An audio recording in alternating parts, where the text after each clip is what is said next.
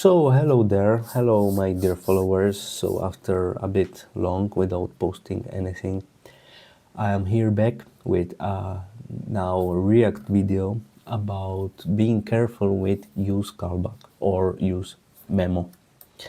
Because, well, before we dive into the code, let's see, we have some simple app like from create React app, and here just we added a button login which will simulate like logging into some service, and then we will see here the data.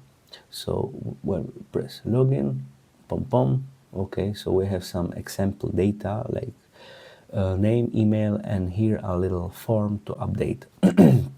And we have some issue here. When we try to update the data, okay, we press update, oh, and it says no user available. So let's dive into the code. First of all, we can see we are having our user data component, which is this part. And we basically, if there is no user data, we display login, no user data, and if yes, we display the data with the little form. And in case when we press on update, we will call the handle function, which will then call this one, handle data, update data, to update the data, like simulating there is a server. If we go into the hook, we will see we have some context where we are storing the user, and we have some update data, okay? And we can see actually everything looks fine. We have use callback with as dependency the user. So if user logs in, we should have a correct function with correct data. But we can see in our code there is executed no user data available.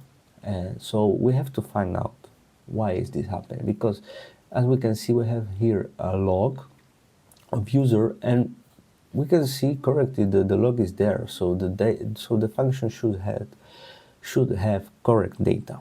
So what is happening? If we go back to the component, we can see we are calling handle update data without any dependencies, and that's the issue, because if we add user also as dependency, then it should work fine. We can check by logging. We have the data, and now we update, and when we call update, we can see the data is updated. It worked fine, but of course we can see it's a bit, not straightforward, because you are just calling a function. Imagine you have really complex function, and how can you know, how can you know you need also add user here, because inside this function we depend on user also.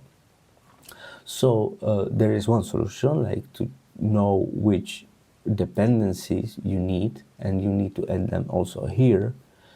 Or simply you can, which is actually I think the best way, the most logic way, we just depend on the, like as dependency, the function itself, because actually here when the user updates, this function will be a new one with the new data. So basically we just have to do the same here. We have to listen for this new function, and then it should work fine. So now we can log in, have our data, we modify data, update, pom pom, and it worked fine.